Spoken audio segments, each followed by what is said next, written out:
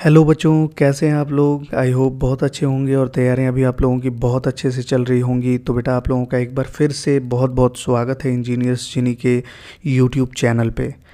तो अभी तक हमने 7 प्रैक्टिस सेट डिस्कस कर लिए हैं यार। आज हम 8वां प्रैक्टिस सेट डिस्कस करने वाले हैं। आई होप आप लोगों को बहुत अच्छा भी लग रहा होगा और बहुत सारी चीज़ें आपके कॉन्सेप्ट भी क्लियर हो जा रहे होंगे। और कोई भी यार डाउट रहे तो आप ज़रूर कमेंट सेक्शन में ज़रूर मेंशन कीजिए।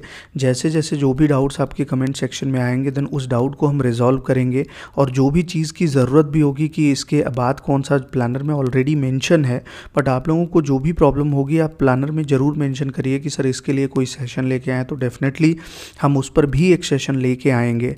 तो जो भी दिक्कत हो, जो भी परेशानी हो उस इस लेक्चर को पढ़ने के बाद, समझने के बाद, तो आप डेफिनेटली उसको कमेंट सेक्शन में डालिए ताकि हम वहाँ से एक फीडबैक मुझे मिले और क्या चीज़ें लेके आनी चाहिए वो भी मुझे पता चलती रहें। तो चलिए बिना कोई टाइम गंवाए हुए हम स्टार्ट करते हैं आज का सेशन। तो यहाँ पे हम डिस्कस करेंगे आज के सेशन में जो टेबल ऑफ कंटेंट है हमारा, टाइप्स ऑफ इलेक्ट्रिक हीटिंग की बात कर रहे थे, जिसका फर्स्ट पार्ट हमने डिस्कस किया। और वहाँ पर हम पावर हीटिंग, जो भी पावर फ्रीक्वेंसी हीटिंग थी उसके बारे में हमने डिस्कस किया था कि रेजिस्टेंस हीटिंग क्या है, उसके साथ साथ आर्क हीटिंग क्या है। आज हम डिस्कस करने वाले हैं टाइप्स ऑफ इलेक्ट्रिक हीटिंग में इंडक्शन हीटिंग के बारे में, और उसके साथ साथ हम देखेंगे कि डाई इलेक्ट्रिक हीटिंग क्या होती है। मतलब आज हम डिस्कस करेंगे हाई फ्रीक्वेंसी हीटिंग के बारे में। तो चलिए एक मोटिवेशन कोट्स के साथ शुरुआत करते हैं आज की। हम सभी के पास समान प्रतिभा नहीं है, लेकिन हम सभी के पास अपनी प्रतिभा विकसित करने का समान अवसर है। ये एपीजे अब्दुल कलाम द्वारा कहा गया है कि हमारे पास भले ही सबके पास जो है सेम इंटेलिजेंस लेवल नहीं है, लेकिन फिर भी उनके पास अपॉर्चुनिटी सबके पास सेम होती है कि आप किस तरह से अपने आप को सेटल करते हैं। तो सेम वही चीज़ है कि आपके पास, सबके पास अपॉर्चुनिटी सेम है। एग्ज़ाम नज़दीक आने वाला है, सबको उतना ही समय मिलता है, बट किस तरह से आप उस समय का यूज़ करते हैं ये आप पे डिपेंड करता है। तो चलिए स्टार्ट करते हैं। पहला क्वेश्चन क्या कह रहा है? High frequency heating can be applied for. High frequency heating हम किस में अप्लाई कर सकते हैं? यहाँ पे ऑप्शंस हैं कंडक्टिंग मटेरियल के लिए, मैग्नेटिक मटेरियल के लिए और इंसुलेटिंग मटेरियल के लिए। तो पहले हम ये समझेंगे कि हाई फ्रीक्वेंसी हीटिंग क्या है। तो नॉर्मली अगर देखा जाए बेटा, तो हाई फ्रीक्वेंसी हीटिंग में अगर हम देखें तो हाई फ्रीक्वेंसी हीटिंग में हम नॉर्मली जो हीट प्रोड्यूस करते हैं वो एडी करंट लॉस या डाई इलेक्ट्रिक लॉस के द्वारा। और अगर देखा जाए तो ये high frequency heating conducting material हो, मैग्नेटिक मटेरियल हो या इंसुलेटिंग मटेरियल हो, इन सब के लिए अप्लाई की जा सकती है। कंडक्टिंग और मैग्नेटिक मटेरियल के लिए हम बेसिकली इंडक्शन हीटिंग का इस्तेमाल करते हैं और इंसुलेटिंग मटेरियल के लिए हम डाई इलेक्ट्रिक हीटिंग का इस्तेमाल करते हैं। तो जो भी पॉइंट्स मैं यहाँ पे बोल रहा हूँ वो सारे पॉइंट्स आपके लिए इम्पॉर्टेंट है। कौन कौन से पॉइंट है अगर देखा जाए तो हाई फ्रीक्वेंसी हीटिंग में, इन high frequency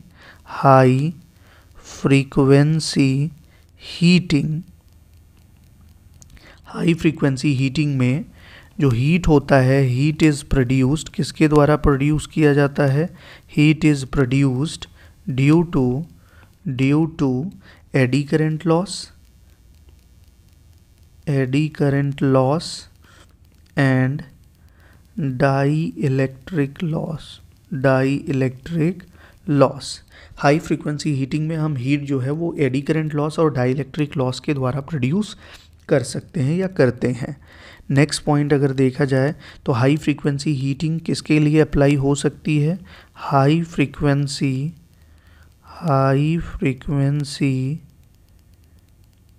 heating can be applied for conducting material.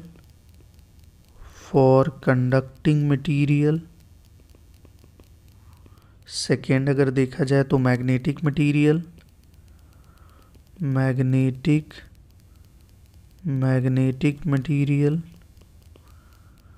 And insulating material. मतलब बेटा यहाँ पे हम कह सकते हैं कि हाई फ्रीक्वेंसी हीटिंग को we can apply for conducting material, magnetic material या इंसुलेटिंग मटेरियल। बेसिकली अगर देखा जाए तो हमारे कंडक्टिंग और मैग्नेटिक मटेरियल हैं for conducting for conducting and magnetic material, conducting और मैग्नेटिक मटेरियल के लिए देखा जाए तो यहाँ पर हम इंडक्शन हीटिंग का इस्तेमाल करते हैं, इंडक्शन हीटिंग यूज़ होता है। तो अगर आपसे पूछा जाए कि इंडक्शन हीटिंग किस लिए यूज़ होगा तो आप आंसर क्या दोगे, कंडक्टिंग एंड मैग्नेटिक मटेरियल के लिए इंडक्शन हीटिंग का इस्तेमाल होगा। बिकॉज अगर ये आपके कंडक्टिंग नहीं होंगे तो यहाँ पर एडी करंट का प्रोडक्शन नहीं होगा, जिसके कारण एडी करंट लॉसेस भी यहाँ पे नहीं हो पाएंगी, इसलिए इंडक्शन हीटिंग पॉसिबल नहीं होगी। तो इंडक्शन हीटिंग के लिए बेसिकली मटेरियल कैसा होना चाहिए, कंडक्टिंग एंड मैग्नेटिक। लेकिन अगर हम बात करें फॉर इंसुलेटिंग मटीरियल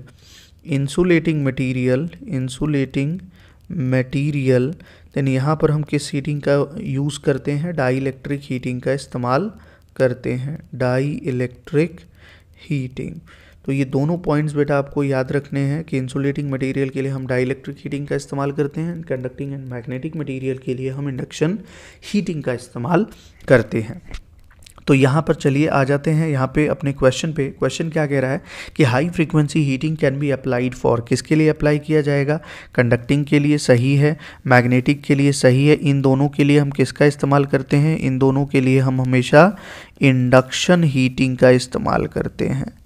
नेक्स्ट अगर देखा जाए इंसुलेटिंग मटेरियल है तो इसके लिए हम किसका इस्तेमाल करेंगे, डाई इलेक्ट्रिक हीटिंग का यूज़ करते हैं, डाई इलेक्ट्रिक हीटिंग का इस्तेमाल करते हैं। तो यहाँ पे ये सारे के सारे हैं हाई फ्रीक्वेंसी हीटिंग के। ये दोनों किसके एग्जाम्पल हैं, ये दोनों एग्जाम्पल हैं हाई फ्रीक्वेंसी हीटिंग के। तो ध्यान रखना ये सारे के सारे किसके एग्जाम्पल हैं, हाई फ्रीक्वेंसी हीटिंग के। तो आंसर क्या हो जाएगा, आंसर डी हो जाएगा, ऑल ऑफ दिस। क्लियर है। तो चलिए आते हैं हम अगले क्वेश्चन पे। अगला क्वेश्चन क्या कह रहा है कि which of the following statement is are correct, induction heating process is based on electromagnetic induction principle. क्या इंडक्शन हीटिंग प्रोसेस जो है वो इलेक्ट्रोमैग्नेटिक इंडक्शन प्रिंसिपल पे बेस्ड होता है। दूसरा ये पूछा जा रहा है कि induction heating can be employed in conducting magnetic material. तो अगर देखा जाए तो नॉर्मली इंडक्शन हीटिंग जो है वो इलेक्ट्रोमैग्नेटिक इंडक्शन प्रिंसिपल पे बेस्ड होती है, ये करेक्ट है। उसके साथ साथ अगर देखा जाए कि इंडक्शन हीटिंग को हम नॉर्मली किस में अप्लाई कर सकते हैं, फॉर कंडक्टिंग मैग्नेटिक मटेरियल, तो सेकंड भी सही है। तो यहाँ पर अगर देखा जाए तो बेटा दोनों ऑप्शन सही है, both statement 1 and 2 are correct. Induction heating किस प्रिंसिपल पे काम करती है, इलेक्ट्रोमैग्नेटिक इंडक्शन प्रिंसिपल पे। इंडक्शन हीटिंग किसके लिए एम्प्लॉय होती है, कंडक्टिंग मैग्नेटिक मटेरियल के लिए। तो दोनों करेक्ट स्टेटमेंट है। लेकिन यहाँ पर अब हम कंप्लीट कॉम्प्रिहेंसिव डिस्कशन करेंगे about the induction heating.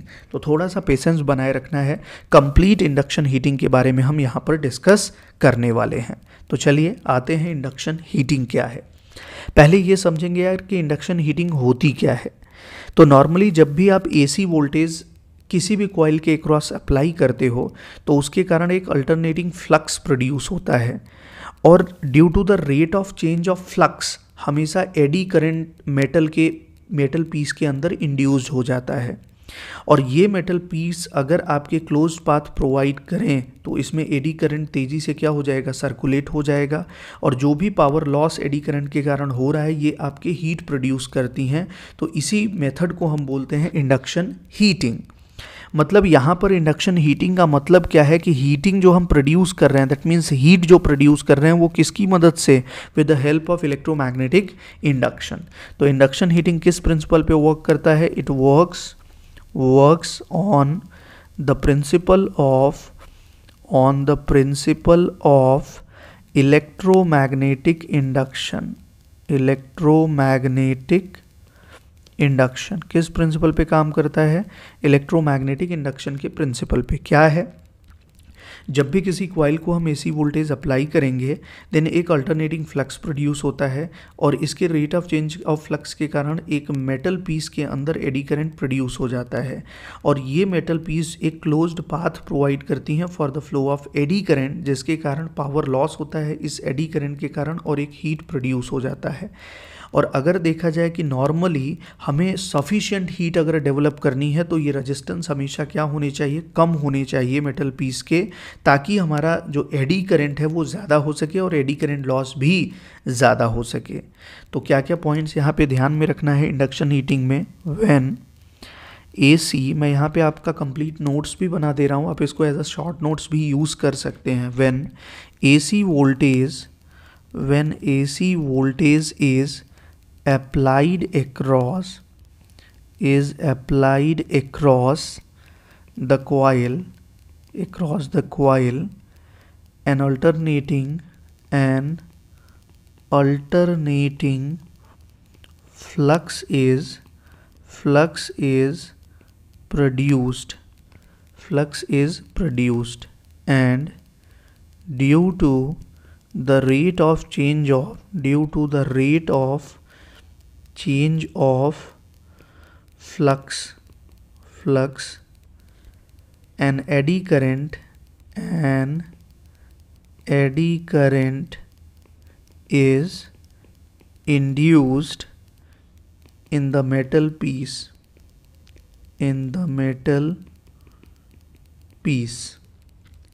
This metal piece provides the closed path for the flow of eddy current, and the power loss due to eddy current produces क्या produce करता है यार, हीट प्रोड्यूस करता है। Now अगर हम बात करें कि to develop sufficient heat, the resistance of metal piece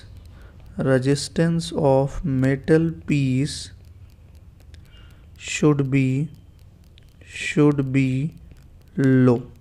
clear है। तो ये चीज़ आपको ध्यान रखनी है कि इंडक्शन हीटिंग में नॉर्मली किस प्रिंसिपल पे वर्क करता है, इलेक्ट्रोमैग्नेटिक इंडक्शन में। और अगर हम बात करें कि जब भी हम AC अप्लाई करते हैं किसी भी कॉइल के क्रॉस तो एक अल्टरनेटिंग फ्लक्स प्रोड्यूस हो जाता है, और rate of change of flux के कारण वहाँ पर एक एडी करंट इंड्यूस हो जाता है मेटल पीस में, और जो भी एडी करंट प्रोड्यूस होता है उसके कारण एक एडी करंट लॉस होगा जो कि हीट प्रोड्यूस करती है। अगर सफिशिएंट हीट आपको डेवलप करनी है तो हमेशा उसका जो भी रजिस्टिविटी होना चाहिए या रेजिस्टेंस होना चाहिए मेटल पीस का वो कम होना चाहिए। बिकॉज अगर हम बात करें कि जो एडी करंट लॉस होती है, एडी करंट लॉस बेटा किसके बराबर होती है, that is WE proportional to BM square F square divided by rho, इतना होता है आपका वाट पर मीटर क्यूब। तो यहाँ अगर रजिस्टिविटी हम कम रखेंगे तो उसमें एडी करंट लॉसेस भी क्या होंगी, ज़्यादा होंगी, तो ज़्यादा हीट क्या होगा, प्रोड्यूस होगा। तो हमेशा जो हीट होता है वो किसके प्रोपोर्शनल होता है, एडी करंट लॉस के। तो ये ध्यान रखना है कि जितना ज़्यादा एडी करंट लॉस होगा उतना ज़्यादा हीट क्या होगी, प्रोड्यूस होगी। किसमें, इंडक्शन हीटिंग में। बट अगर देखा जाए तो ये हीटिंग पॉसिबल किसके लिए है, this is possible only for conducting magnetic material. किस प्रिंसिपल पे काम करेगा, इलेक्ट्रोमैग्नेटिक इंडक्शन। तो यहाँ पे ऑप्शन क्या हो जाएगा, ऑप्शन C करेक्ट होगा, बोथ स्टेटमेंट 1 और 2। तो चलिए आई थिंक ये चीज़ आपको क्लियर हो गई होगी। नेक्स्ट आते हैं अगले क्वेश्चन पे। अगला क्वेश्चन क्या कहता है यहाँ पे देखा जाए तो low frequency supply is necessary for direct core type induction furnace because, ये कह रहा है कि नॉर्मली जो भी direct core type induction furnace है उसमें लो फ्रीक्वेंसी सप्लाई नेसेसरी होती है, क्योंकि magnetic coupling between primary and secondary circuit is poor. Low frequency supply normally direct core type induction furnace में ज़रूरी होती है। इसका रीज़न ये बोल रहा है क्योंकि नॉर्मली जो मैग्नेटिक कपलिंग होती है प्राइमरी और सेकेंडरी के बीच ये पुअर होती है। दूसरा, विथ नॉर्मल सप्लाई फ्रीक्वेंसी अगर हम देखें तो इलेक्ट्रोमैग्नेटिक फोर्सेस जो है वो severe steering STIRING steering action produce करते हैं इन द मॉल्टेन मेटल। मतलब अगर फ्रीक्वेंसी नॉर्मल सप्लाई वोल्टेज पे है देन वहाँ पर एक सीवियर इलेक्ट्रोमैग्नेटिक फोर्सेस के कारण एक स्टीयरिंग एक्शन आ जाता है मॉल्टेन मेटल में। तो अब ये यहाँ पर अगर ऑप्शन देखें तो both A and B, neither A nor B। तो इस क्वेश्चन को बेटा सॉल्व करने के पहले हम देखेंगे what are the different types of induction furnace we have. कौन कौन से डिफरेंट इंडक्शन फर्नेस के टाइप्स होते हैं, इसके बारे में हम पहले डिस्कस करेंगे। तो इंडक्शन फर्नेस की अगर बात करें तो नॉर्मली इंडक्शन फर्नेस देखा जाए बेटा तो दो तरीके के होते हैं। पहला अगर हम बात करें तो इसको हम बोलते हैं कोर टाइप। पहला फर्स्ट अगर देखा जाए तो कोर टाइप फर्नेस होता है, और दूसरा अगर हम देखें तो इसको हम कहते हैं coreless induction furnace. Coreless induction furnace. Core type में अगर देखा जाए तो तीन तरह के फर्नेस हो सकते हैं। पहला direct core type, direct core type. दूसरा अगर देखें तो इसको हम बोलते हैं वर्टिकल कोर टाइप, या इसी को हम बोलते हैं एजैक्स यार्ड फर्नेस। नेक्स्ट अगर तीसरा देखा जाए तो indirect core type, indirect core type. तो यहाँ पर बेटा अगर हम बात करें कि इंडक्शन फर्नेस कितने तरीके के हो सकते हैं, दो तरीके के। पहला कौन सा है, कोर टाइप फर्नेस। दूसरा कौन सा है, coreless induction furnace. Core type में डायरेक्ट कोर टाइप है, वर्टिकल कोर टाइप या एजैक्स यार्ड फर्नेस है, इनडायरेक्ट कोर टाइप है। तो ये तीन तरह के कोर टाइप फर्नेस होते हैं। तो चलिए वन बाय वन सबका डिस्कशन करते हैं। तो सबसे पहले हम बात करेंगे direct core type induction furnace की। Direct core type induction furnace की हम बात करेंगे। तो चलिए यहाँ पे फर्स्ट देखते हैं direct core type induction furnace कि direct core type induction furnace क्या है, इसके बारे में हम डिस्कशन करेंगे। तो नॉर्मली अगर देखा जाए कि यार डायरेक्ट कोर टाइप में, तो जैसा आप देख सकते हो कि ये आपका एक ट्रांसफॉर्मर का कोर है। सिंपली ये नॉर्मली अगर के देखा जाए तो ये किसका बना होता है, ये आयरन कोर का होता है। ये कोर आयरन का बना होता है, और हम क्या कर रहे हैं बेसिकली इसी के ऊपर प्राइमरी वाइंडिंग को वाउंड कर दिया हमने, और हम इसी प्राइमरी वाइंडिंग के क्रॉस सप्लाई देंगे। इसी प्राइमरी वाइंडिंग के क्रॉस हम क्या देंगे, सप्लाई देंगे। यहाँ पर अगर देखा जाए तो सेकेंडरी जो है वो नॉर्मली चार्ज जो है वही सेकेंडरी की तरह वर्क कर रहा है। तो हम देखेंगे कि नॉर्मली जिस चीज़ को हमें मेल्ट करना है उसी को हम बोलते हैं क्या, चार्ज। तो यहाँ पे चार्ज ही क्या कर रहा है, it is acting as a secondary. तो इसलिए हम इसको डायरेक्ट कोर टाइप बोलते हैं, बिकॉज यहाँ पर जो सेकेंडरी है वो चार्ज ही है। मतलब जिसको हमें मोल्ड करना है, जिसको हमें मेल्ट करना है, जिसको हमें हीटअप करना है, वही क्या कर रहा है, एक्टिंग एज अ सेकेंडरी। तो वही चार्ज जब सेकेंडरी की तरह एक्ट कर रहा है, इसलिए हम इसको क्या बोलेंगे, direct core type induction furnace बोलते हैं। तो जैसा कि हमने आपको इंडक्शन हीटिंग में बताया कि आप क्या करते हो यार, सिंपली इस कॉइल, जो ये कॉइल है, इस कॉइल के क्रॉस वोल्टेज अप्लाई कर दोगे, और जैसे ही वोल्टेज अप्लाई करोगे एक अल्टरनेटिंग फ्लक्स यहाँ पर प्रोड्यूस हो जाएगा, और ये इसका rate of change of flux यहाँ पे क्या इंड्यूस कर देगा, एक एडी करंट प्रोड्यूस कर देगा, और यही produce eddy current will produce some heat, और ये हीट क्या करेगा, इस मेटल को मेल्ट कर देगा। तो यहाँ पे सिंपल क्या है, नॉर्मली इंडक्शन हीटिंग का ही इस्तेमाल हम कर रहे हैं। अब बात आती है कि ये डायरेक्ट कोर टाइप है, इसका मतलब कि यहाँ पर जो चार्ज है itself acting as a secondary. तो यहाँ पे हम लिख सकते हैं कि charge itself acts as secondary.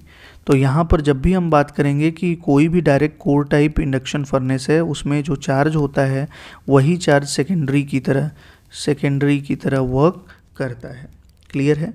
तो यहाँ पर अगर देखा जाए कि जैसे ही आप यहाँ पर इसी वोल्टेज अप्लाई करोगे, देन उसके कारण यहाँ पर एक अल्टरनेटिंग फ्लक्स प्रोड्यूस हो जाएगा, और ये अल्टरनेटिंग फ्लक्स यहाँ पर क्या करेगा, इसके rate of change of flux के कारण एक एडी करंट प्रोड्यूस हो जाएगा। इसी चार्ज के अंदर एडी करंट प्रोड्यूस हो जाएगा, जो कि एक हीट प्रोड्यूस करेगा और इस चार्ज को मेल्ट कर देगा।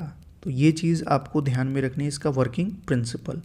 बट इसमें एक चीज़ आती है, पिंच इफेक्ट आता है। क्या है पिंच इफेक्ट, इसको हम समझते हैं यार कि पिंच इफेक्ट क्या है, इसको हम अच्छे से समझेंगे। पिंच इफेक्ट क्या है, जब हम हाई करंट फ्लो कराते हैं थ्रू द चार्ज, तो वहाँ पर इलेक्ट्रोमैग्नेटिक फोर्सेस भी बहुत हाई डेवलप्ड हो जाते हैं, जिसके कारण अगर देखा जाए कि इस मॉल्टेन मेटल के अंदर एक टर्बुलेंस प्रोड्यूस हो जाता है, और ये टर्बुलेंस नॉर्मली आपके सेकेंडरी में कुछ गैप प्रोड्यूस कर देते हैं। और जो भी सेकेंडरी का मॉल्टेन मेटल है, सेकेंडरी में जो भी मॉल्टेन मेटल है, उसमें क्या प्रोड्यूस कर रहे हैं, गैप प्रोड्यूस कर रहे हैं, जिसके कारण अगर देखा जाए कि सेकेंडरी सर्किट का कंप्लीट इंटरप्शन हो जाता है, and this effect is called as pinch effect. क्या है पिंच इफेक्ट, इसको समझिए। पिंच इफेक्ट को हम इस तरीके से समझ सकते हैं कि जब भी हाई करंट फ्लो करेगी इस चार्ज के थ्रू, यहाँ पर आप देख सकते हैं ये आपके क्या है, ये मॉल्टेन मेटल्स हैं और यही मॉल्टेन मेटल्स क्या हैं, आपके चार्ज। और जब भी इस चार्ज में हाई करंट फ्लो करेगा तो हाई इलेक्ट्रोमैग्नेटिक फोर्सेस डेवलप होंगे, जिसके कारण अगर देखा जाए तो इस मॉल्टेन मेटल के अंदर क्या हो जाएगा, एक टर्बुलेंस फ्लो हो जाएगा। आप इसको कुछ इस तरीके से समझिए कि आप एक गिलास में आधा पानी भर लीजिए और उस ग्लास को तेज़ी से घुमाइए। जब आप उसको तेज़ी से रोटेट करेंगे तो आप देखेंगे कि बीच में क्या बन रहा है, एक टर्बुलेंस के कारण बीच में एक गैप आ रहा है, एक होल बन रहा है। सेम वही होल यहाँ पे भी बनेगा।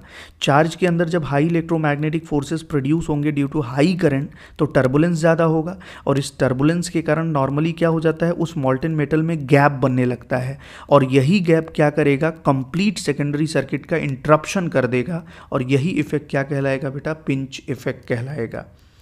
इसलिए अगर देखा जाए कि नॉर्मली यहाँ पे जो पिंच इफेक्ट होते हैं वो सप्लाई फ्रीक्वेंसी के प्रोपोर्शनल होते हैं, तो हम हमेशा ऐसे फर्नेस को लो फ्रीक्वेंसी पे ऑपरेट करते हैं और ये लो फ्रीक्वेंसी नॉर्मली 25 हर्ट्ज तक होती है। क्लियर है, ये सारे पॉइंट्स आपको ध्यान में रखने हैं। तो यहाँ पर अगर देखा जाए तो चार्ज इटसेल्फ सेकेंडरी की तरह वर्क करता है। पिंच इफेक्ट क्या है, पिंच इफेक्ट में लिखेंगे when high current flows through the charge,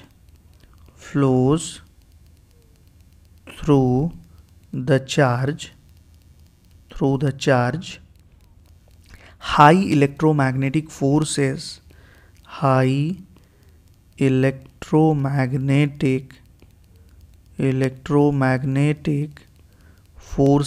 are developed।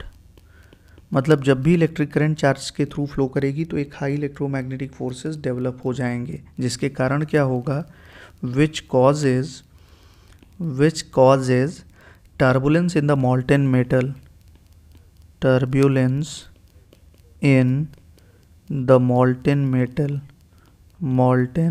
Metal. और जैसे ही टर्बुलेंस होगा इसका मतलब क्या है कि कंप्लीट इंटरप्शन हो जाएगा of the secondary circuit. Then causes complete interruption of secondary circuit। तो सेकेंडरी सर्किट का क्या हो जाएगा, इस टर्बुलेंस के कारण कंप्लीट इंटरप्शन हो जाएगा। यही इफेक्ट क्या कहलाएगा, पिंच इफेक्ट कहलाता है। This is called as pinch effect. और बेटा ये ध्यान रखना है कि जो पिंच इफेक्ट होता है that is always proportional to supply frequency. ये हमेशा सप्लाई फ्रीक्वेंसी के क्या है, प्रोपोर्शनल होता है पिंच इफेक्ट। ये आपको ध्यान में रखना है। इसीलिए हम फ्रीक्वेंसी को कम करके पिंच इफेक्ट को कम कर सकते हैं। तो हमेशा देखा जाए कि नॉर्मली ऐसे जो भी direct core type induction furnace होते हैं ये हमेशा लो फ्रीक्वेंसी पे ऑपरेट किए जाते हैं। तो देयरफॉर यहाँ पे मैं लिख सकता हूँ, यहाँ पे अगर देखा जाए, ये बाद में डिस्कस करेंगे। यहाँ पर देयरफॉर सच फर्नेसेस ये सारे फर्नेस क्या होंगे, are operated at low frequency कितना, दैट इज़ 25 हर्ट्ज। तो ये ध्यान में रखना है कि इन फर्नेस को हम हमेशा लो फ्रीक्वेंसी पे ऑपरेट करते हैं और वो कितना होता है, 25 हर्ट्ज होता है। अब अगर हम बात करें कि यार यहाँ पे ड्रॉबैक्स क्या हो सकते हैं इसके, तो अगर हम बात करें कि डायरेक्ट कोर टाइप जो फर्नेस होता है उसके ड्रॉबैक्स क्या हैं, तो इनके ड्रॉबैक्स की बात कर लेते हैं। पहला अगर देखा जाए इनका ड्रॉबैक क्या है, तो it operates at poor power factor. इनका पावर फैक्टर क्या होगा, काफ़ी कम होगा due to low magnetic coupling. Means यहाँ पर अगर प्राइमरी और सेकेंडरी के बीच जो मैग्नेटिक कपलिंग देखें वो काफ़ी लो होती है, इसलिए हमेशा पुअर पावर फैक्टर पे ऑपरेट करते हैं। तो हम लिख सकते हैं कि operates at poor power factor due to low magnetic coupling. Low magnetic coupling between primary और सेकेंडरी ये हमेशा पुअर पावर फैक्टर पे क्या करते हैं, ऑपरेट करते हैं। दूसरा अगर देखा जाए बेटा तो यहाँ पर फ्रीक्वेंसी चेंजर की रिक्वायरमेंट होती है, तो यहाँ लिख सकते हैं रिक्वायरमेंट ऑफ फ्रीक्वेंसी चेंजर।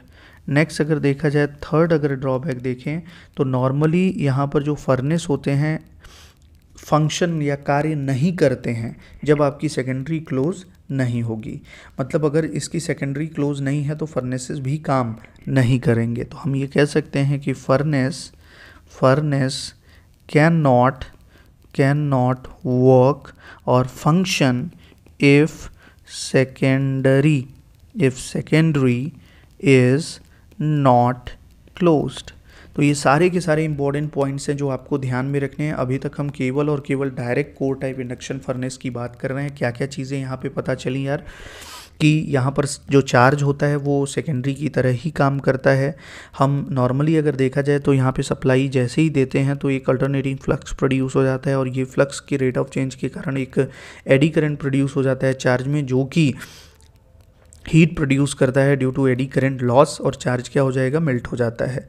यहाँ पर पिंच इफेक्ट होता है, मतलब जब हाई करंट फ्लो करता है तो चार्ज के through then high electromagnetic forces भी डेवलप होते हैं, जिसके कारण इस मॉल्टन मेटल के अंदर काफ़ी ज़्यादा टर्बुलेंस प्रोड्यूस हो जाता है और ये सेकेंडरी सर्किट का कंप्लीट इंटरप्शन कर देता है। Pinch effect normally supply frequency के प्रोपोर्शनल होते हैं, इसलिए ये हमेशा ऐसे फर्नेस लो फ्रीक्वेंसी पे ऑपरेट किए जाते हैं ताकि पिंच इफेक्ट को हम कम कर सकें। ड्रॉबैक देखा जाए तो इनकी मैग्नेटिक कपलिंग लो होती है, जिसके कारण ये पुअर पावर फैक्टर पे ऑपरेट करते हैं। रिक्वायरमेंट होती है यहाँ पर फ्रीक्वेंसी चेंजर की, और उसके साथ साथ अगर सेकेंडरी क्लोज नहीं है तो ऐसे फर्नेस काम नहीं कर पाते हैं। तो ये सारे की सारी चीज़ें direct core type induction furnace से रिलेटेड थी। दूसरा अगर हम फर्नेस की, ये हमारा पहला फर्स्ट डायरेक्ट कोर टाइप था। सेकंड, दूसरे फर्नेस की अगर हम बात करें तो सेकंड हमारा है बेटा vertical core type. Vertical core type induction furnace. तो अगर हम बात करें vertical core type induction furnace की, तो यहाँ पे आप देख सकते हो ये जो डायग्राम दिया गया है, ये डायग्राम आपके, या ये जो पिक्चर दी गई है ये किसकी पिक्चर है, ये vertical core type induction furnace की है। तो नॉर्मली अगर देखा जाए तो इसमें जो क्रूसिबल होते हैं ये आप देख सकते हो कि ये हमारा क्या है, ये हमारा क्रूसिबल है, और ये क्रूसिबल हमने कैसे रखा है, वर्टिकली। तो यहाँ पर ध्यान रखना है वर्टिकल में क्या है, वर्टिकल क्रूसिबल है, वर्टिकल क्रूसिबल। तो क्रूसिबल आपका वर्टिकल होता है। नॉर्मली अगर देखा जाए तो इसमें जो शेल होते हैं वो किसके बने होते हैं, शेल हमेशा स्टील के बने होते हैं। तो यहाँ पर हम एक स्टील शेल का इस्तेमाल करते हैं, और इसी में आपके देखें तो मॉल्टन मेटल आपका प्रेजेंट रहता है। नेक्स्ट अगर देखा जाए तो इसका पावर फैक्टर जो होता है, ये पावर फैक्टर नॉर्मली 0.8 से लेके 0.85 तक होता है, और इसका इस्तेमाल अगर देखा जाए तो नॉर्मली हम यूज़ करते हैं इसको refining of brass and other non ferrous metal में, या फाउंड्रीज फॉर मेल्टिंग में इसका इस्तेमाल करते हैं। तो हम ये लिख सकते हैं इट इज़ यूज्ड इन, कहाँ पे यूज़ होगा, used in foundries for melting. दूसरा अगर देखा जाए कि रिफाइनिंग ब्रास क्या है, आपके नॉन फेरस मेटल हैं, and other non ferrous metal. तो अदर नॉन फेरस मेटल, उसके साथ साथ ब्रास या की रिफाइनिंग के लिए, और उसके साथ साथ देखें तो मेल्टिंग के लिए जो फाउंड्रीज वगैरह में इसका इस्तेमाल किया जाता है। नॉर्मली इसकी जो कैपेसिटी होती है वो टन में गिवन होती है। तो कैपेसिटी अगर देखा जाए तो इसकी capacity is given in ton. तो यहाँ पर जो भी आपके वर्टिकल कोर टाइप फर्नेस हैं, या इसी को हम एजेक्स यार्ड फर्नेस भी बोलते हैं, तो इसमें वर्टिकल क्रूसिबल होता है, इसका सेल जो है वो स्टील का बना होता है, पावर फैक्टर 0.8 to 0.85 होता है। ये हमेशा it is use for foundries for melting as well as refining brass and other non ferrous metal. Capacity इसकी हमेशा किस में गिवन होती है, टन में गिवन होती है। अगर हम देखा जाए यहाँ पर तो नॉर्मली इस मॉल्टन मेटल के वेट के कारण यहाँ पे पिंच इफेक्ट अवॉइड हो जाता है। That means due to the weight of molten metal pinch effect is avoided. तो पिंच इफेक्ट को हम अवॉइड कर सकते हैं। तो यहाँ पर देख सकते हैं, यहाँ पे नोट में ये चीज़ आपको ध्यान में रखनी है, due to weight of metal की वेट के कारण पिंच इफेक्ट इज़ अवॉइडेड। तो पिंच इफेक्ट को अवॉइड कर सकते हैं बिकॉज जो भी मेटल का वेट है उसके कारण पिंच इफेक्ट जो है वो ख़त्म हो जाता है आपका। नैरो वी चैनल यूज़ करते हैं ताकि स्मॉल क्वांटिटी ऑफ चार्ज भी अगर आपके रहे तो वो सेकेंडरी को क्लोज ही रखे। तो हम यहाँ पर अगर देखा जाए तो नैरो वी चैनल यूज़ करते हैं ताकि अगर एक स्मॉल क्वांटिटी ऑफ चार्ज भी रहे सेकेंडरी सर्किट हमेशा उसमें क्या रहे, तब क्लोज रहे। तो यहाँ पर क्या लिख सकते हैं, narrow V channel is used. यहाँ पर आप देख सकते हैं कि नॉर्मली ये आपके चैनल हैं, तो हम यहाँ पर क्या करते हैं, एक पतला सा वी चैनल इस्तेमाल करते हैं। और ये पतला सा करने का मतलब क्या है कि अगर बहुत ही स्मॉल क्वांटिटी ऑफ चार्ज भी यहाँ पे प्रेजेंट है तो वो सेकेंडरी को क्या रख सकता है, क्लोज रख सकता है। अदरवाइज़ अगर आप इस नैरो वी चैनल का इस्तेमाल नहीं करेंगे देन आपकी सेकेंडरी क्या हो सकती है, ओपन हो सकती है अगर इसमें मॉल्टेन मेटल कम हो जाए। तो ये चीज़ ध्यान रखना है कि अगर आपसे पूछा जाए कि जो भी हमारे vertical core type induction furnace है उसमें हम नैरो वी चैनल का इस्तेमाल क्यों करते हैं, ताकि एक स्मॉल क्वांटिटी ऑफ चार्ज भी क्या कर सके, सेकेंडरी को क्लोज रख सके। तो यहाँ पे ध्यान रखना है कि narrow V channel is used so that a small quantity of charge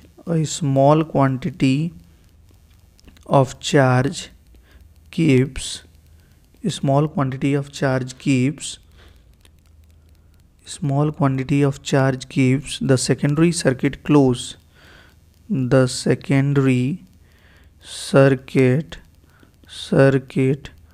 closed. तो ये सारे के सारे पॉइंट्स आपको ध्यान में रखने होंगे किसमें, कोर जो भी आपके vertical core type induction furnace है का वर्टिकल क्रूसिबल होता है, पावर फैक्टर 0.8 to 0.85 होता है। इसको हम मेल्टिंग के लिए फाउंड्री में इस्तेमाल करते हैं, ब्रास वगैरह या अदर नॉन फेरस मेटल की रिफाइनिंग में यूज़ करते हैं।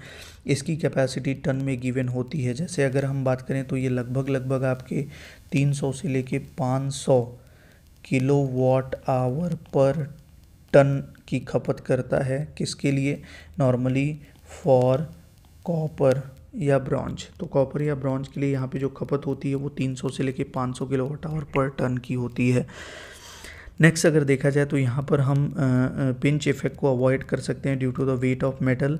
नैरो वी चैनल यूज़ होता है ताकि स्मॉल क्वांटिटी ऑफ चार्ज भी keeps the secondary circuit close.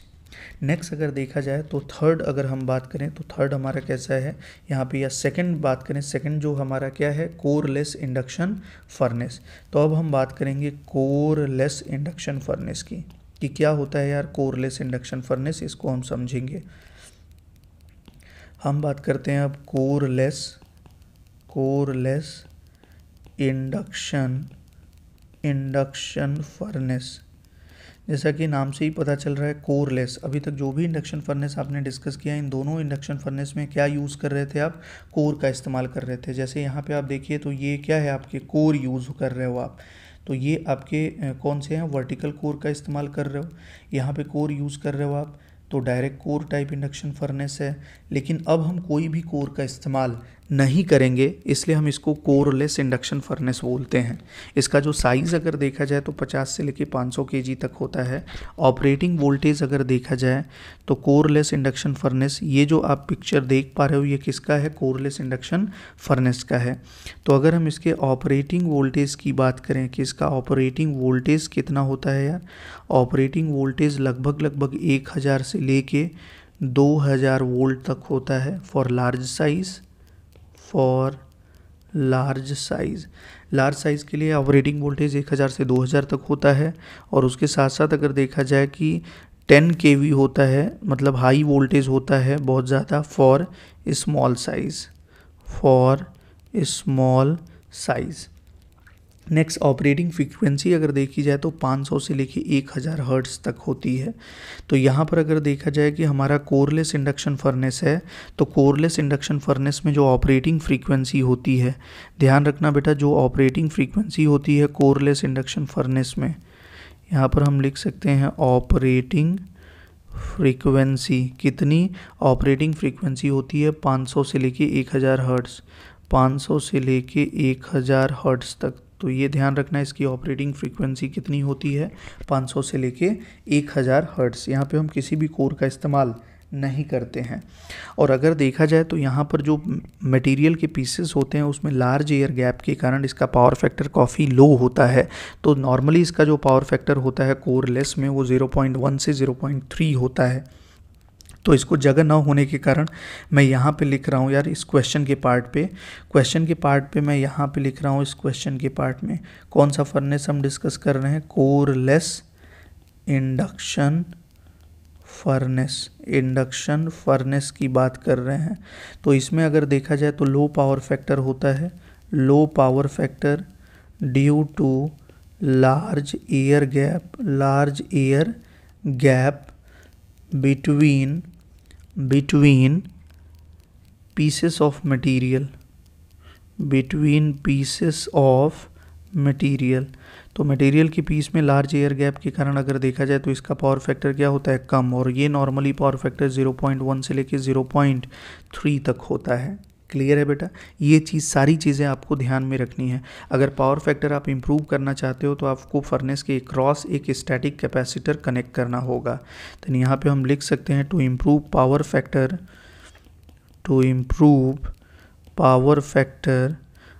Static capacitor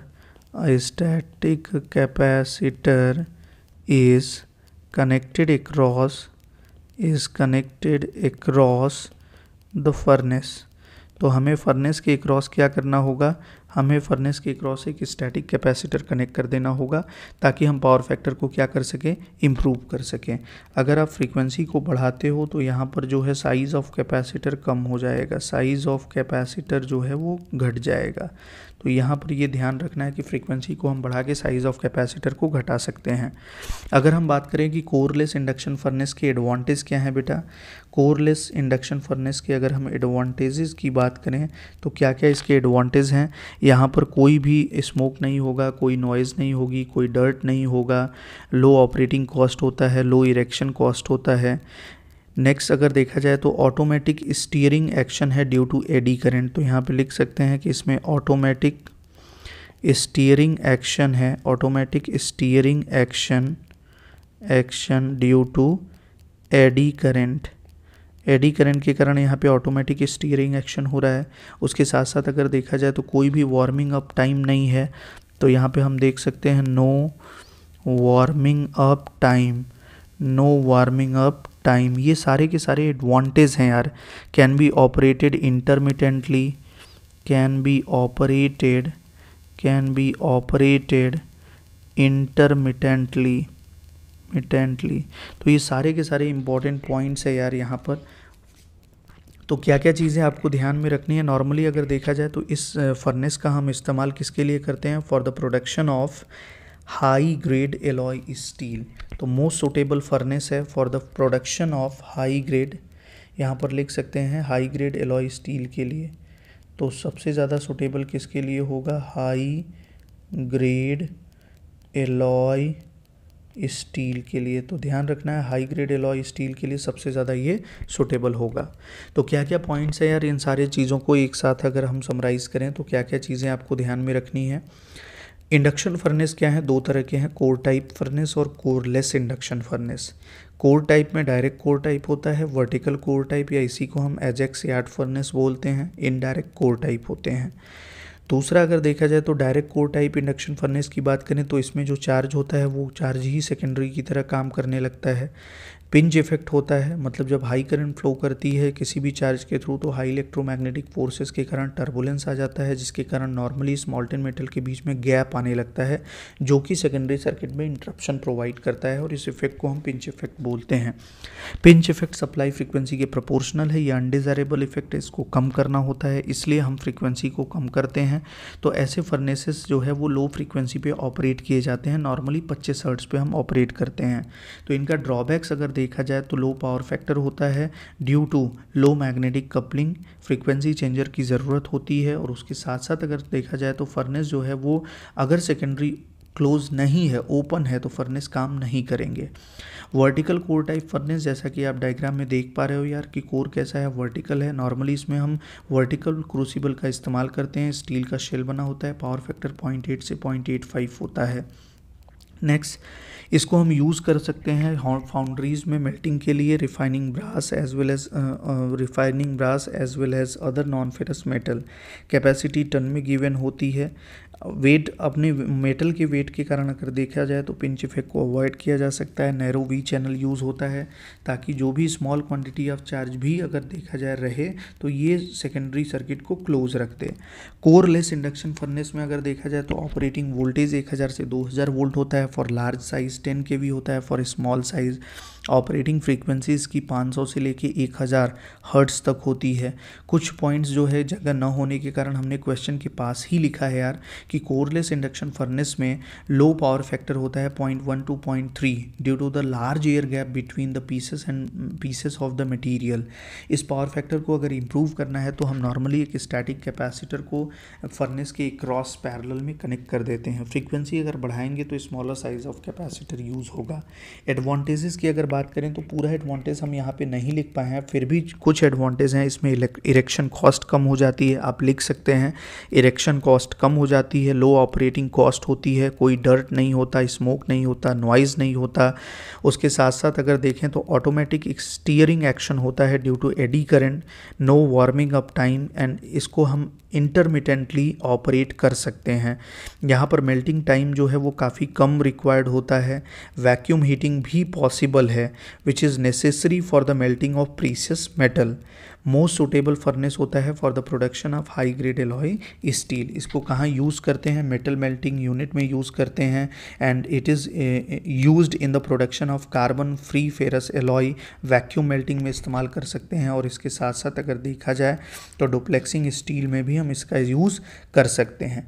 इसका एनर्जी कंजप्शन अगर देखा जाए तो लगभग 600 से लेके 1000 किलोवाट आवर पर टन फॉर स्टील होता है। तो स्टील के लिए लगभग 600 से 1000 किलोवाट आवर पर टन होता है। क्लियर है? तो अब हम अपने क्वेश्चन पे आ जाते हैं। हमारा क्वेश्चन बेटा क्या कह रहा है, इसको समझते हैं।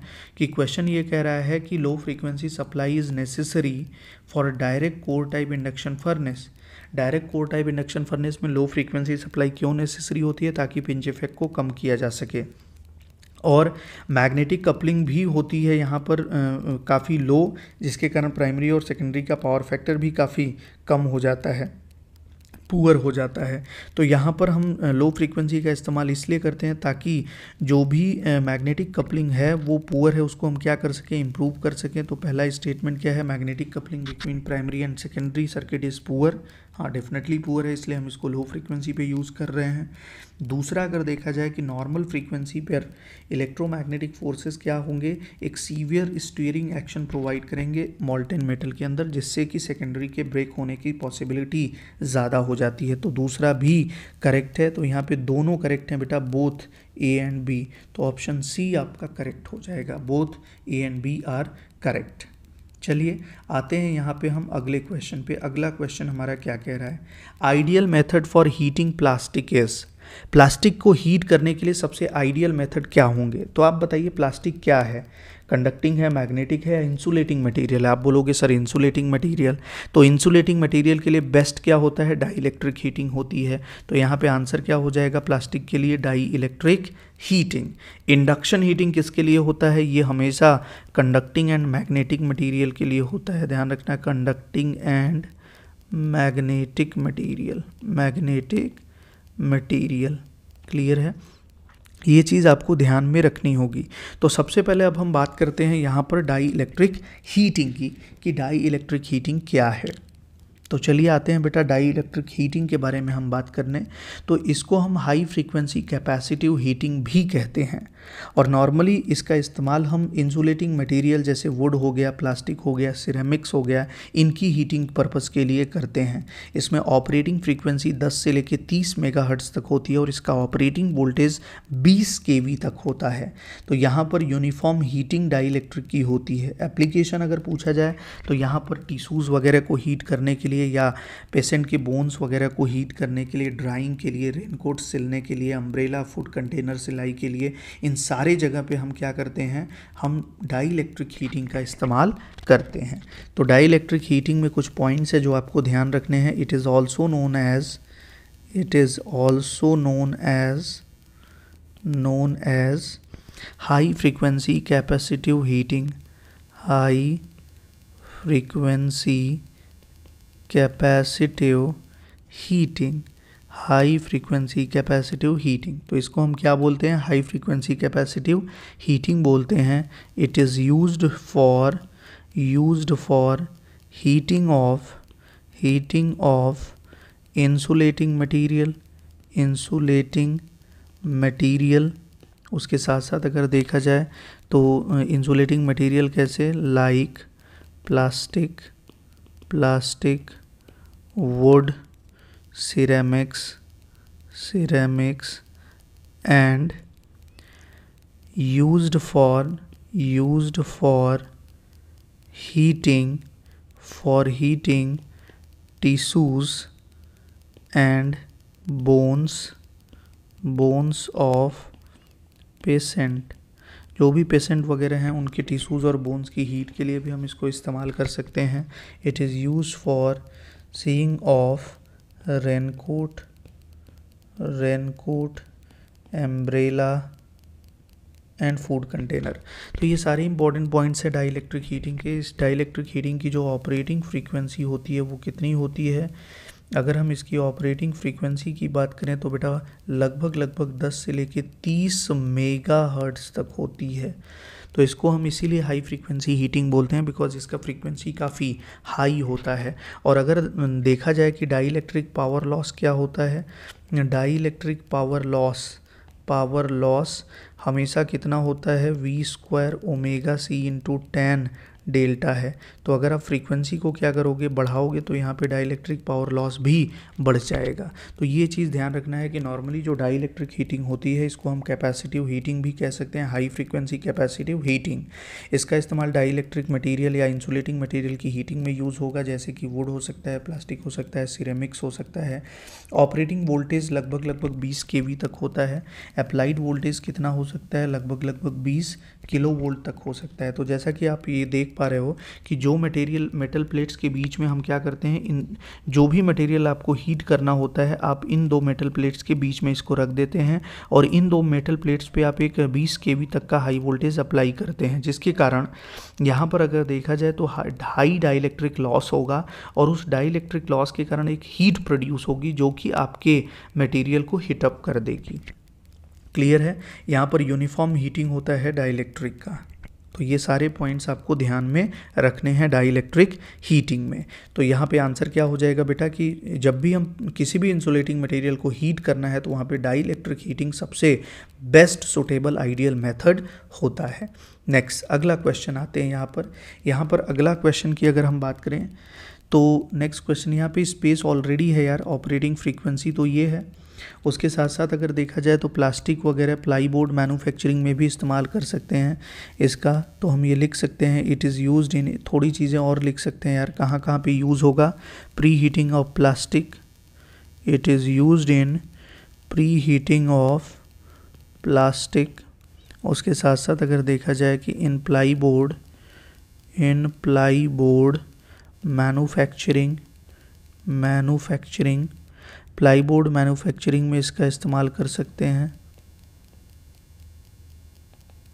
प्लाईबोर्ड मैन्युफैक्चरिंग में नेक्स्ट अगर देखा जाए यहाँ पर एक और चीज़ कि जो भी आपके फ्रेशली पेंटेड लेयर हैं उनको अगर सुखाना होगा तो उनको सुखाने के लिए, उनको ड्राई करने के लिए हम नॉर्मली किसका इस्तेमाल करते हैं, डाई इलेक्ट्रिक हीटिंग का इस्तेमाल करते हैं। तो यहाँ पर ये भी पॉइंट्स हम लिख सकते हैं कि जो freshly painted layer can be dried by dielectric heating। तो ये सारे के सारे पॉइंट्स आपको ध्यान में रखने हैं यार। कौन कौन से पॉइंट हैं, फ्रेशली पेंटेड एयर कैसे ड्राई कर सकते हैं आप, डाई इलेक्ट्रिक हीटिंग, या इसके लिए इंफ्रारेड हीटिंग का भी इस्तेमाल कर सकते हैं। तो आप ऑप्शन कर सकते हैं, इंफ्रारेड हीटिंग का भी यूज़ कर सकते हैं। तो ये सारे पॉइंट्स डाई इलेक्ट्रिक हीटिंग है। ऑपरेटिंग फ्रीक्वेंसी कितनी, 10 से लेकर 30 मेगाहर्ट्ज़ तक, इसको हम हाई फ्रीक्वेंसी कैपेसिटिव हीटिंग भी कहते हैं। इसका पावर फैक्टर काफ़ी अच्छा होता है। उसके साथ साथ इंसुलेटिंग मटेरियल को हीट करने के लिए इसको हम इस्तेमाल करते हैं। अगला क्वेश्चन आते हैं यार। अगला क्वेश्चन कह रहा है कि a freshly painted layer may be dried electronically by, मतलब किसी भी फ्रेशली पेंटेड लेयर है उसको हमें क्या करना है, सुखाना है। तो किस तरह से हम इसको सुखा सकते हैं, कन्वेक्टिव हीटिंग नहीं, इंडक्शन हीटिंग नहीं, इंडक्शन हीटिंग से भी नहीं, डाई इलेक्ट्रिक हीटिंग, हाँ सर ये ऑप्शन आपका करेक्ट है कि डाई इलेक्ट्रिक हीटिंग की मदद से हम इसको क्या कर सकते हैं, ड्राई कर सकते हैं। नेक्स्ट अगला क्वेश्चन आते हैं। अगला क्वेश्चन क्या कह रहा है कि which one of the following heating method is use to cure joint pain, मतलब इसमें कौन सा हीटिंग मेथड ज्वाइंट पेन को क्योर करने के लिए होता है। रेडिएंट हीटिंग है, रेजिस्टेंस हीटिंग है, इंडक्शन हीटिंग है एंड एडी करंट हीटिंग है। तो यहाँ पर बेटा एक चीज़ आप ध्यान रखना कि इंडक्शन हीटिंग का ही एक टाइप है एडी करंट हीटिंग। तो यहाँ पे कंफ्यूज मत होना, AD current heating is a type of what, induction heating. तो यहाँ पे ये कंफ्यूज होने की ज़रूरत नहीं है। एक पॉइंट आपको ध्यान रखना है कि eddy current heating is a type of induction heating। लेकिन अगर हम बात करें कि नॉर्मली जो जॉइंट पेन वगैरह होता है इसको क्योर करना है, देन वहाँ पे हम बेसिकली किसका इस्तेमाल करते हैं, रेडिएंट हीटिंग का इस्तेमाल करते हैं। तो ऑप्शन ए आपका करेक्ट हो जाएगा और इसी को हम बोलते हैं और इंफ्रारेड हीटिंग। नॉर्मली अगर देखा जाए तो यहाँ पर हम अल्ट्रा वायलेट रेज का इस्तेमाल नहीं करते हैं बिकॉज वो स्किन प्रॉब्लम भी प्रोड्यूस कर सकती हैं। तो हम नॉर्मली यहाँ पर इंफ्रारेड का इस्तेमाल करते हैं जिससे कोई भी स्किन प्रॉब्लम भी नहीं होती और जो भी जॉइंट पेन्स वगैरह होता है उसकी हीटिंग के थ्रू हम इसको आसानी से जॉइंट पेन को क्योर कर सकते हैं। तो सबसे पहले हम देखेंगे कि इंफ्रारेड हीटिंग क्या है या रेडिएंट हीटिंग क्या है। तो नॉर्मली यार जो इंफ्रारेड हीटिंग होती है उसमें जो हीट होता है is transferred only by radiation. Infrared heating में हीट हमेशा रेडिएशन के थ्रू ट्रांसफ़र होता है। मैंने ऑलरेडी बताया था कि what are the different modes of heat transfer. तो 3 तरह के हीट ट्रांसफ़र के मोड हैं, कंडक्शन है, कन्वेक्शन है और रेडिएशन है। इंफ्रारेड हीटिंग में जो हीट ट्रांसफ़र होगा वो केवल और केवल रेडिएशन के द्वारा होता है, इसीलिए इसको हम रेडिएंट हीटिंग बोलते हैं। तो इंफ्रारेड हीटिंग में क्या हो सकता है, इन infrared heating the heat is transferred only by radiation and hence it is also known as radiant heating। तो ये पॉइंट आपको ध्यान में रखना है कि इंफ्रारेड हीटिंग को हम रेडिएंट हीटिंग क्यों कहते हैं। इसलिए कहते हैं कि यहाँ पर जो हीट का ट्रांसफ़र हो रहा है वो केवल और केवल रेडिएशन के द्वारा ही होता है। नेक्स्ट अगर देखा जाए कि इसके एडवांटेज क्या है यार, हम बात करते हैं इसके एडवांटेजेस की कि इंफ्रारेड हीटिंग के या रेडिएंट हीटिंग के एडवांटेज क्या हैं। इसमें अगर देखा जाए तो आपको यूनिफॉर्म हीटिंग मिलती है, यूनिफॉर्म हीटिंग पहला इसका एडवांटेज है। उसके साथ साथ अगर देखा जाए कि इसका ऑपरेटिंग वोल्टेज काफ़ी कम होता है, इसलिए हम ये कह सकते हैं कि it is more safe due to low operating voltage. तो more safe due to low operating voltage. Low operating voltage के कारण ये काफ़ी क्या होता है, सेफ होता है। रैपिड हीटिंग होती है यार, यहाँ पर हमेशा यहाँ पे कैसी हीटिंग है, रैपिड हीटिंग है। तो ये सारे के सारे एडवांटेज हैं। नेक्स्ट अगर हम इसके एप्लीकेशन की बात करें कि इसका एप्लीकेशन कहाँ कहाँ पे यूज़ होता है ये, तो heating is used to cure the joint pains. यहाँ पर देख सकते हैं heating is used to cure the joint pain. तो ये सारे के सारे इंपॉर्टेंट पॉइंट्स हैं जो आपको ध्यान में रखने हैं। कौन कौन से यार, कि नॉर्मली अगर इसके एप्लीकेशन की बात करें तो जॉइंट पेन वगैरह हो रहा है तो उसके क्योर के लिए हम इंफ्रारेड या रेडिएंट हीटिंग का इस्तेमाल कर सकते हैं। पेंट वगैरह को ड्राई करना है तो वहाँ पे भी आप रेडिएंट हीटिंग का इस्तेमाल कर सकते हैं। तो यहाँ पे यूज़ कर सकते हैं फॉर ड्राइंग पेंट्स वगैरह को अगर आपको क्या करना है, सुखाना है, तो जो भी पेंट्स वगैरह लेयर हैं या वार्निसेस वगैरह हैं या पॉटरी पेपर या टेक्सटाइल हैं, तो वहाँ पर उनके ड्राइंग के लिए हम क्या करते हैं, हमेशा इंफ्रारेड या रेडिएंट हीटिंग का इस्तेमाल करते हैं। तो for drying paints and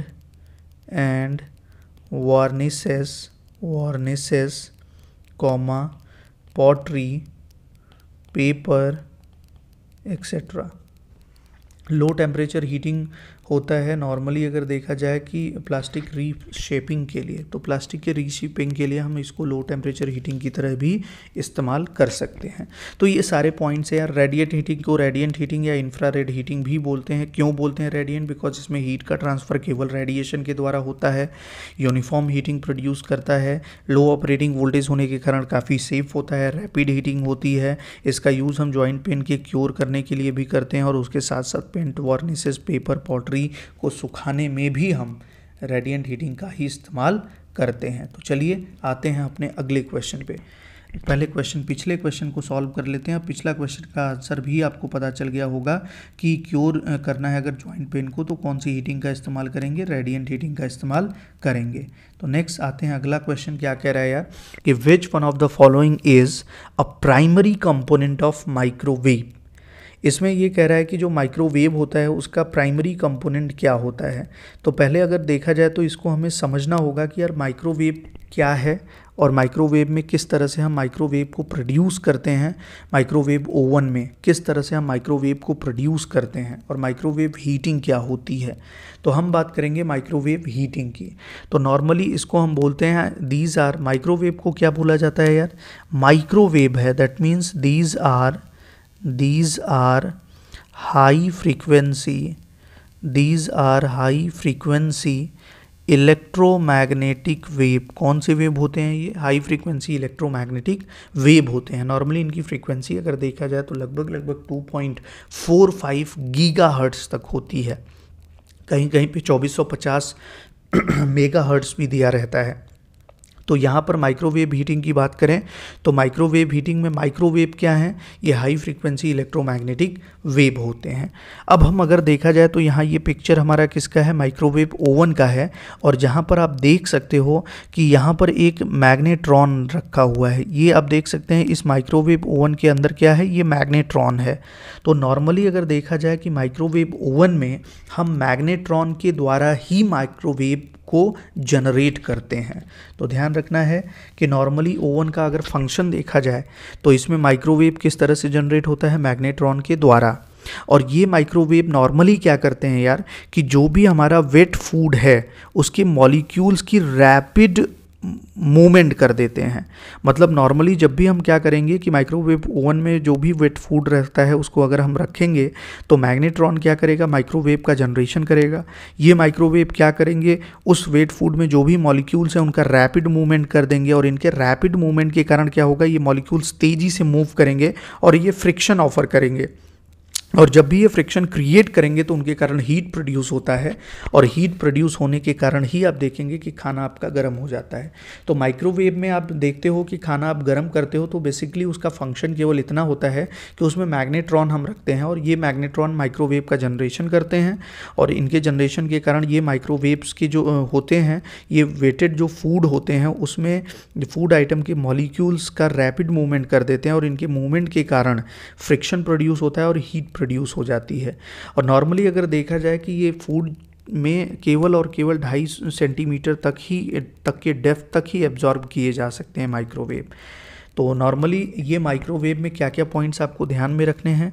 microwave oven में microwaves are generated by magnetron. किसके द्वारा जनरेट किया जाता है? मैग्नेट्रॉन के द्वारा जनरेट किया जाता है। एंड दिस माइक्रोवेव कॉज क्या कॉज करेगा यार? The molecules in the wet food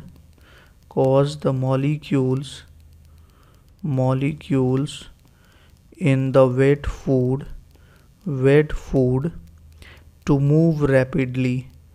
to move rapidly. This rapid movement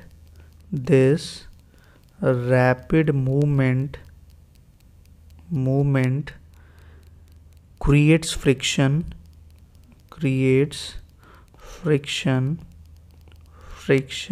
and cause heat। मतलब ये रैपिड मूवमेंट क्या करते हैं? फ्रिक्शन क्रिएट करते हैं और उसके साथ साथ हीट को भी प्रोड्यूस कर सकते हैं। नॉर्मली जो माइक्रोवेव्स होते हैं are absorb by the food up to a depth of about 2.5 centimetre. तो ये सारे के सारे पॉइंट्स आपको ध्यान में रखने हैं। तो यहाँ पर अगर देखें हमारा क्वेश्चन क्या कह रहा है कि which one of the following is a primary component of microwave oven. Microwave oven का प्राइमरी कंपोनेंट क्या होगा? तो नॉर्मली अगर हम इसके प्राइमरी कंपोनेंट की बात करें बेटा, तो प्राइमरी कंपोनेंट क्या होंगे? जो कि मैग्नेट्रॉन प्रोड्यूस कर रहे हैं। तो यहाँ पर जो माइक्रोवेव प्रोड्यूस कर रहे होंगे, और माइक्रोवेव कैसे प्रोड्यूस होता है? मैग्नेट्रॉन के द्वारा। तो यहाँ पे यही आपके प्राइमरी कंपोनेंट है। तो माइक्रोवेव ओवन में हम माइक्रोवेव जनरेट किससे करते हैं? मैग्नेट्रॉन से, और यही मैग्नेट्रॉन हमारा प्राइमरी कंपोनेंट होता है। नेक्स्ट अगला आते हैं यहाँ पर, what is the purpose of turntable in a microwave oven. तो नॉर्मली अगर देखा जाए कि कंस्ट्रक्शन ऑफ माइक्रोवेव ओवन की बात करें तो उसमें कुछ इम्पॉर्टेंट जो है वो आपके पैरामीटर्स हैं, कुछ इम्पॉर्टेंट आपके पार्ट्स हैं जो आपको ध्यान में रखने हैं। पहला अगर देखा जाए तो इसको हम बोलते हैं टर्न टेबल। टर्न टेबल क्या है इसको समझते हैं। टर्न टेबल में अगर देखा जाए तो नॉर्मली क्या होता है कि ये हम रोलर रिंग के ऊपर प्लेस कर देते हैं with the centre fitting to the coupler. और नॉर्मली अगर देखा जाए तो it is acting as a main cooking surface. तो टर्न टेबल क्या होता है? जो कि आप देखते हो कि माइक्रोवेव ओवन में घूमता है, और यही आपके मेन कुकिंग सरफेस की तरह सर्व होता है। तो हम ये कह सकते हैं कि इट सर्व्स एज मेन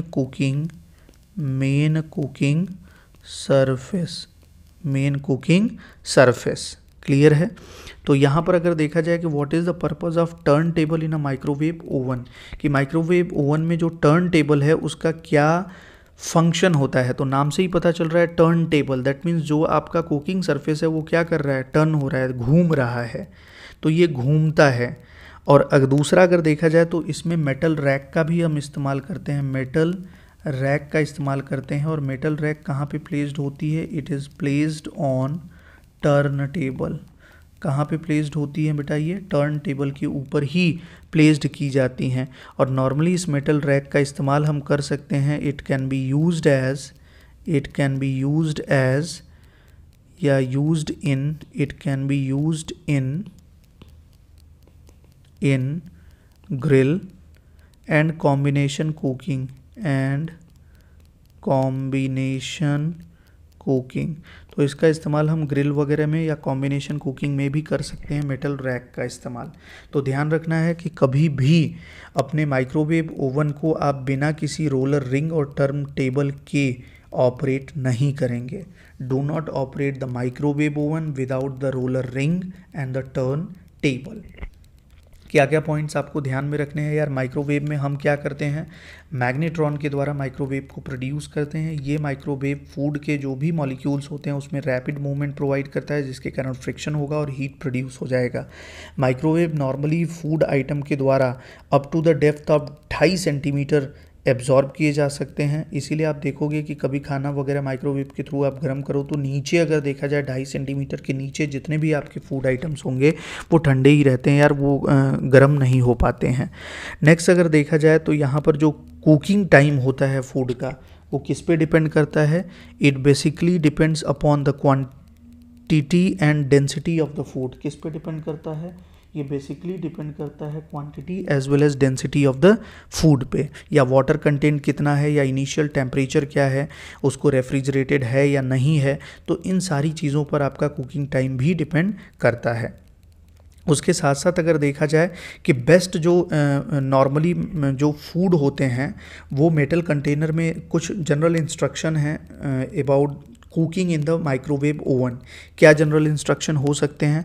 पहला अगर देखा जाए तो फूड को हम कभी भी मेटल कंटेनर में कुक नहीं करेंगे, बिकॉज माइक्रोवेव जो होते हैं वो मेटल्स के द्वारा रिफ्लेक्ट कर दिए जाते हैं। तो यहाँ पे कुछ इंपॉर्टेंट पॉइंट्स है बेटा, ये इंपॉर्टेंट पॉइंट्स आपको ध्यान में रखने होंगे। कौन कौन से इंपॉर्टेंट पॉइंट्स हैं। पहला कि जो भी आप माइक्रोवेव ओवन में कुकिंग कर रहे हैं तो उसमें कुकिंग में मेटल कंटेनर का इस्तेमाल आप नहीं करेंगे।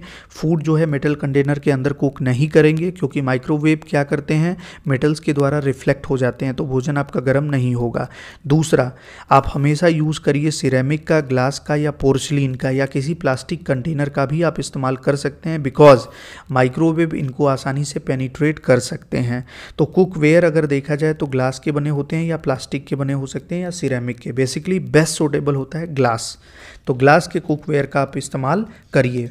याद रखिए मेटल कंटेनर का यूज़ नहीं करेंगे, बिकॉज जो माइक्रोवेव होते हैं that are reflected by the metals.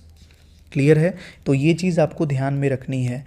क्या क्या फूड जो है सूटेबल होते हैं माइक्रोवेव के लिए, तो नॉर्मली अगर देखा जाए तो किसी भी तरीके के फूड जो है वो सूटेबल होते हैं माइक्रोवेव के लिए, जिनको कि हम नॉर्मली हॉब वगैरह पर प्रिपेयर कर सकते हैं। उसके साथ साथ अगर देखा जाए तो कंस्ट्रक्शन में टर्न टेबल ध्यान रखना है, मेटल रैक ध्यान रखना है। माइक्रोवेव में ऑपरेटिंग फ्रीक्वेंसी आप ध्यान रखोगे कि कितनी होती है, लगभग 2450 मेगाहर्ट्ज़। इसमें मैग्नेट्रॉन के द्वारा हम माइक्रोवेव प्रोड्यूस करते हैं। इसका बेसिक माइक्रोवेव जो आता है आपका वॉल्यूम 20 लीटर होता है और वेट 15 kg होता है। माइक्रोवेव प्रोड्यूस करने के लिए यहाँ पे मैग्नेट्रॉन जो है लगभग 1100 वाट का कंजप्शन करता है। ग्रिलिंग में 1000 वाट का कंजप्शन होता है। जब आप कंबाइन कुकिंग करेंगे देन वहाँ पर 2100 वाट का कंजप्शन होगा। तो यहाँ पे चलिए, यहाँ पे हम डिस्कस करते हैं अपना क्वेश्चन। टाइम वेस्ट ना करें, टाइम भी ज़्यादा हो गया है तो इन सारे क्वेश्चन को हम डिस्कस कर दें। What is the purpose of turntable in a microwave. तो नॉर्मली हीट को अगर इवनली डिस्ट्रीब्यूट करना है सारी जगह पे तो वहाँ पे हम टर्न टेबल का इस्तेमाल करते हैं। टर्न टेबल क्या होता है, it is acting as a cooking surface, और ये कम्प्लीटली इसी के ऊपर मेटल रैक रखा जाता है और ये कम्प्लीटली क्या है, घूमता रहता है, जिसके कारण हम एक इवन डिस्ट्रीब्यूशन कर सकते हैं हीट का। तो यहाँ पे आंसर ए क्या हो जाएगा correct, to distribute the heat evenly, समान रूप से हीट को डिस्ट्रीब्यूट करने के लिए हम टर्न टेबल का इस्तेमाल करते हैं। क्लियर है, ये चीज़ आपको ध्यान में रखना है। यहाँ पर दिया है to generate microwave. Microwave generate करने के लिए हम किसका यूज़ करते हैं, हम हमेशा मैग्नेट्रॉन का इस्तेमाल करते हैं। तो मैग्नेट्रॉन के द्वारा माइक्रोवेव जनरेट होता है और लगभग ये 1100 वाट का पावर कंजप्शन करता है। नेक्स्ट अगला देखते हैं, विच of the following material is suitable for use in microwave safe container. Microwave safe container में कौन सा मटेरियल ज़्यादा सूटेबल होता है। तो नॉर्मली हमने आपको बता दिया क्या क्या जनरल इंस्ट्रक्शन में हमने बताया। पहली चीज़ कि कभी भी do not use metal container. Metal container का कभी भी आप इस्तेमाल मत कीजिए for cooking in oven, in microwave oven, in microwave oven. तो माइक्रोवेव ओवन में आप कभी भी मेटल कंटेनर का इस्तेमाल मत कीजिए, बिकॉज क्योंकि यहाँ पर अगर देखा जाए कि microwave, because microwave waves are reflected by metals. तो कभी भी आप एक चीज़ ध्यान रखिएगा कि मेटल कंटेनर का इस्तेमाल मत कीजिए, क्योंकि माइक्रोवेव जो है वो हमेशा मेटल के द्वारा रिफ्लेक्टेड हो जाती हैं। Always use glass, plastic, ceramics, इन सब का आप इस्तेमाल करिए, बिकॉज इसमें माइक्रोवेव इसको आसानी से क्या कर सकते हैं, पेनिट्रेट कर सकते हैं। तो हम ये कह सकते हैं कि नॉर्मली सिरेमिक्स कंटेनर का इस्तेमाल करना चाहिए। क्लियर है? तो बेस्ट सूटेबल क्या है? बेस्ट सूटेबल है ग्लास। तो यहाँ पे एल्यूमिनियम फॉइल गलत है, प्लास्टिक रैप गलत है, glass is the best suitable material which is used in the microwave safe container. Clear है? स्टाइरोफोम गलत हो जाएगा। तो यहाँ पे अगले क्वेश्चन पे आते हैं यार। Microwave oven operate at a frequency of, किस फ्रीक्वेंसी पे ऑपरेट करेगा? लगभग 2.45 गीगाहर्ट्ज़, या इसी को हम बोल सकते हैं 2450 मेगा हर्ट्ज़ पे ऑपरेट करता है आपका माइक्रोवेव, या इसी को 2.45 गीगाहर्ट्ज़ भी कह सकते हैं। तो इस हाई फ्रीक्वेंसी पे माइक्रोवेव क्या करता है? ऑपरेट करता है। तो इसीलिए माइक्रोवेव को पहले भी हमने बोला कि it is a high frequency electromagnetic wave. Cookware हमेशा क्या होते हैं? ग्लास, प्लास्टिक या सिरेमिक के हो सकते हैं। अगला क्वेश्चन, लास्ट क्वेश्चन आज का, और इसी के साथ साथ हम आज की क्लास को ख़त्म भी कर देंगे और आपका इलेक्ट्रिक हीटिंग भी पूरी तरह से कंप्लीट हो जाएगा। तो यहाँ पर अगर देखा जाए तो लिस्ट 1 और लिस्ट 2 को मैच करना है बेटा। पहला है रेजिस्टेंस हीटिंग। रेजिस्टेंस हीटिंग आप कहाँ पे यूज़ करते हैं? साल्ट बाथ फर्नेस में। नॉर्मली अगर देखा जाए कि साल्ट बाथ फर्नेस में हमेशा हम स्टील मेटल्स वगैरह की हीट ट्रीटमेंट प्रोसेस करते हैं, तो यहाँ पर रेजिस्टेंस हीटिंग का इस्तेमाल करते हैं, और ये भी डायरेक्ट रेजिस्टेंस हीटिंग यूज़ होती है साल्ट बाथ फर्नेस में। डाइलेक्ट्रिक हीटिंग किसके लिए यूज़ होगा? It is use for insulating material. Insulating material के लिए इस्तेमाल होगा, तो ए का 2 हो जाएगा, बी का 3 हो जाएगा। इंडक्शन हीटिंग का इस्तेमाल अगर देखें तो इंडक्शन हीटिंग हमेशा किसके लिए यूज़ होगी? कंडक्टिंग एंड मैग्नेटिक मटेरियल के लिए, मतलब सी का 4 हो जाएगा। और इनडायरेक्ट आर्क फर्नेस में अगर देखा जाए तो जितने भी नॉन फेरस मटेरियल हैं उनकी मेल्टिंग के लिए हम इस्तेमाल करते हैं, जैसे ब्रास हो सकता है, कॉपर हो सकता है, एल्यूमिनियम के एलॉय हो सकते हैं। तो यहाँ पर डी जो है वो डी का 1 हो जाएगा। तो ए का 2, बी का 3, सी का 4, डी का 1। तो यहाँ पे आप देख सकते हैं ए का 2, बी का 3, सी का 4, डी का 1। तो ऑप्शन ए आपका करेक्ट हो जाएगा बेटा। क्लियर है? तो यहाँ पे सारी चीज़ें हमने डिस्कस कर ली। तो आज की क्लास को अगर समराइज़ किया जाए तो आज की क्लासेस में हमने क्या क्या चीज़ें डिस्कस की, इसको 1 बाय 1 एक बार अगर समराइज़ करें तो बेटा हमने सबसे पहले स्टार्ट किया आज की क्लास में कि हाई फ्रीक्वेंसी हीटिंग क्या होती है। ये 2 तरह की हो सकती हैं, इंडक्शन हीटिंग होती है और डाइलेक्ट्रिक हीटिंग होती है। हाई फ्रीक्वेंसी हीटिंग में हम क्या करते हैं? नॉर्मली एडी करंट या डाइलेक्ट्रिक लॉस को प्रोड्यूस करके किसी भी मटेरियल को हीट करते हैं। कंडक्टिंग और मैग्नेटिक मटेरियल की हीटिंग के लिए इंडक्शन हीटिंग, और इंसुलेटिंग मटेरियल के लिए डाइलेक्ट्रिक हीटिंग का इस्तेमाल करते हैं। फिर हमने इंडक्शन हीटिंग के बारे में डिस्कस किया कि यहाँ पर इंडक्शन हीटिंग में अगर देखा जाए तो हम इंडक्शन फर्नेसेस का इस्तेमाल करते हैं, जिसमें कोर टाइप हो सकते हैं, कोर लेस हो सकते हैं। कोर टाइप में direct core type, vertical core type या इनडायरेक्ट कोर टाइप फर्नेसेस होते हैं। डायरेक्ट कोर टाइप फर्नेसेस में अगर देखा जाए तो पिंच इफेक्ट होता है, और ये डायरेक्टली प्रोपोर्शनल होता है टू द सप्लाई, इसलिए हम इसको लो सप्लाई फ्रीक्वेंसी पे ऑपरेट करेंगे ताकि पिंच इफेक्ट को भी हम एलिमिनेट कर सकें।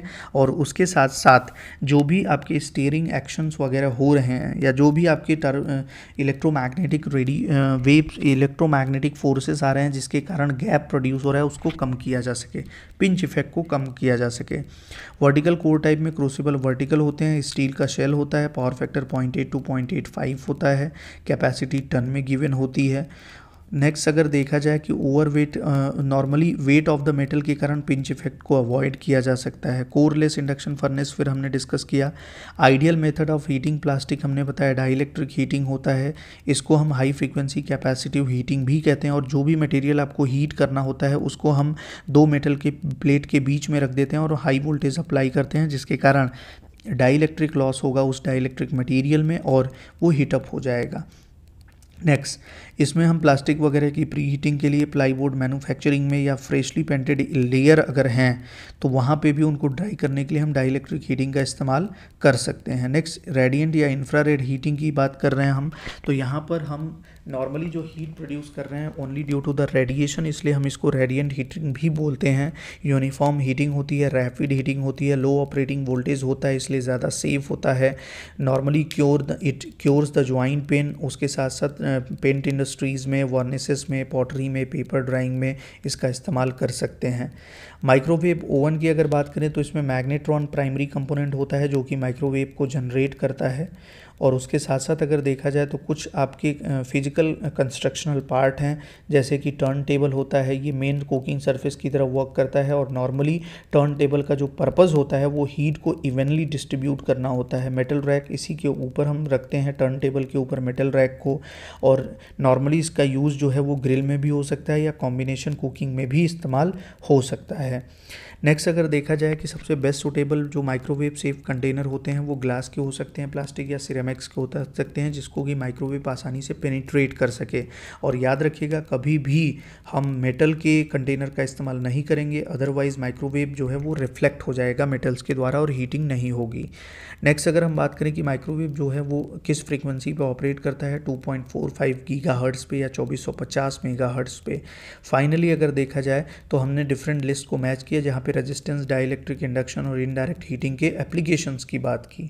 तो आज की क्लास में इतना ही बेटा, मिलते हैं एक अगले एपिसोड में एक नए जोश और नए उत्साह के साथ। तब तक के लिए बने रहिए आप हमारे साथ और हमेशा पढ़ते रहिए। और एग्ज़ाम भी नज़दीक आ गया है तो इसलिए अपना टाइम वेस्ट मत कीजिए। चलिए मिलते हैं अगले एपिसोड में। थैंक